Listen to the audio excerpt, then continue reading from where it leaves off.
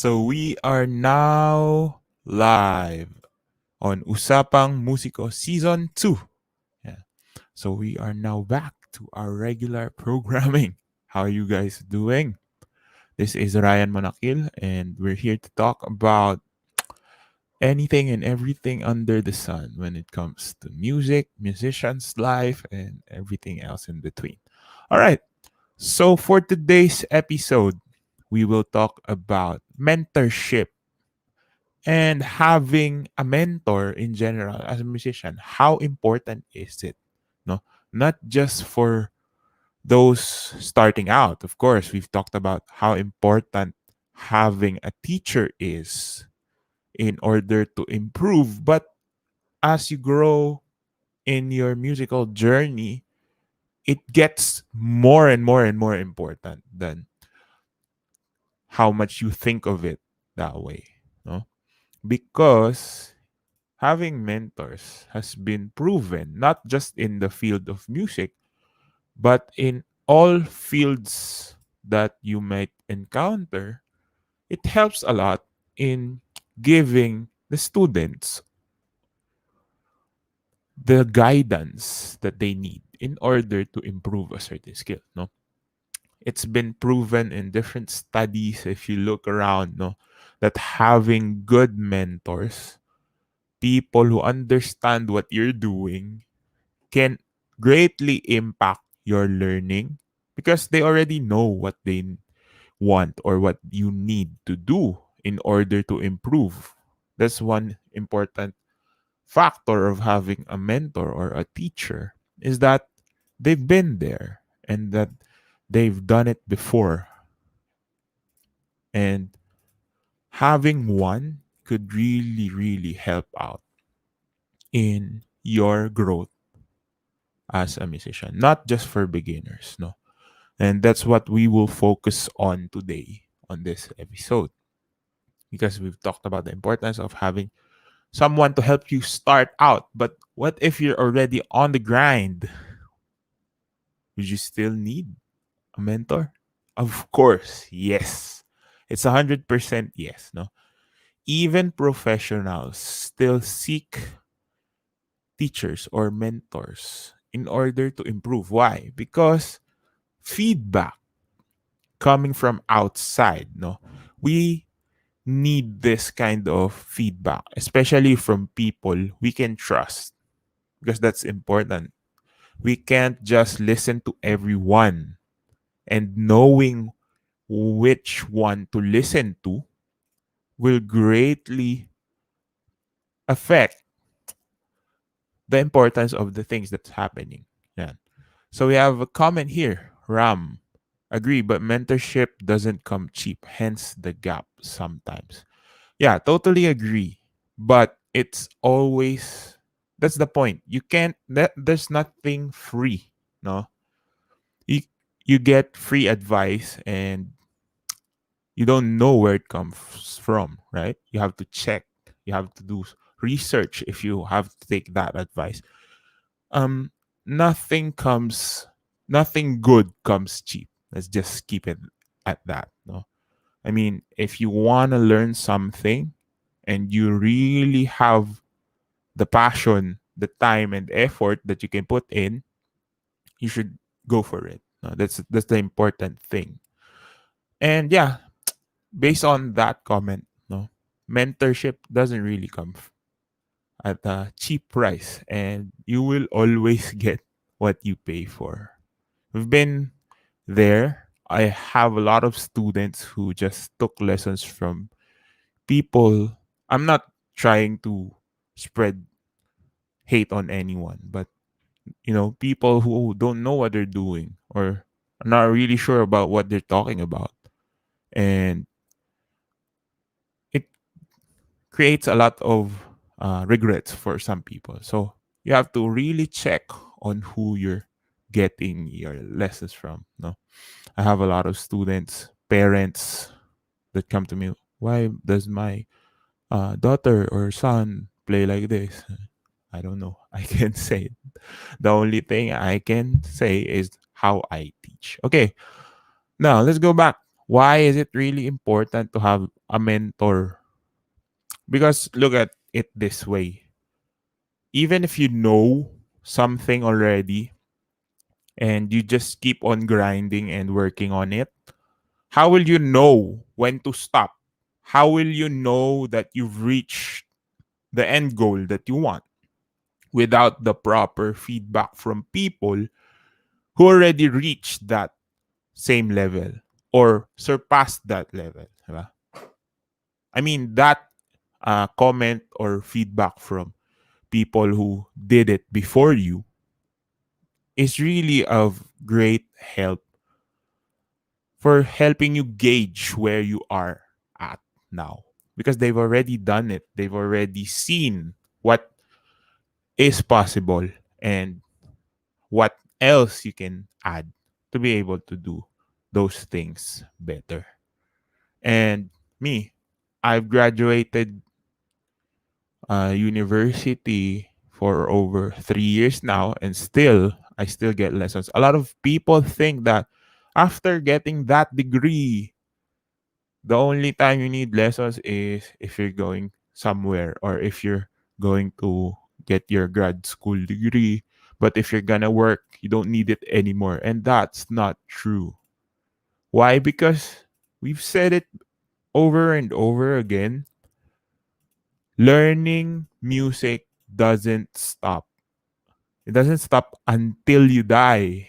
That's the reality of the industry. That's why a lot of old people can still play. A lot of old people can still do their jobs. Not like other fields like sports, no. Sports is fairly much related to music, but we see the retirement age of sports people at around 40 years old from their playing. Of course, coaching. You can coach until you're old, but you won't be able to do the same things that you were doing before. Unlike in music, my college professor was 85 when I came in to study with him. Can you imagine that? Someone teaching you when they can just sit back and relax at home, diba? But they can still give value. And that is important. They have more experience because even if you retire, no, if you don't do it anymore, if you just relax, you still play and you still know more things versus someone who is younger, no? And that knowledge is really really important, that it gets passed on from generation to generation, because those knowledge are gold mines, no? That's why it's important to always get feedback from people you can trust. Again, going back to that. Okay. um I'm not going to say that you always need like formal lessons, especially if you're in the industry. Sometimes a good example is getting lessons from colleagues, no?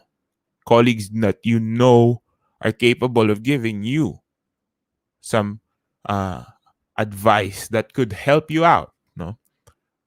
So not really always, it doesn't always need to be so formal that you have to pay for it, especially if you're already working on in the industry, no? If you're already in the circulation, there are a lot of friends you can talk to, a lot of people who can coach you. But again, it all boils down to who you trust and who you want to get feedback from, of course. All right. So, with that being said, what things should you look for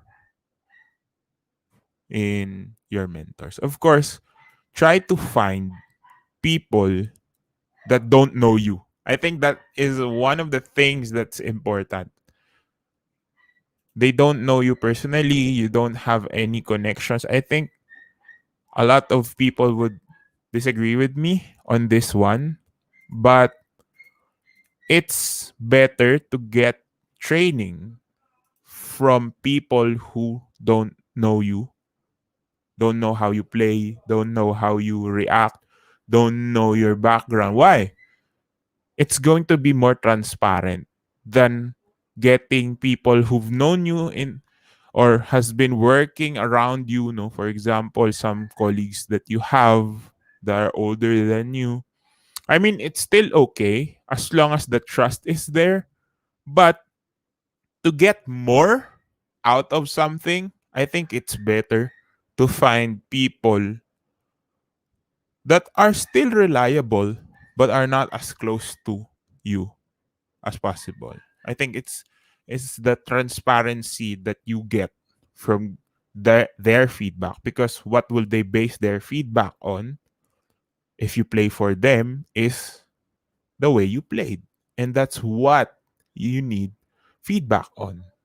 Most of the time, it's the mechanical things that you want to learn something from. And then you learn theoretically, and then you learn musically.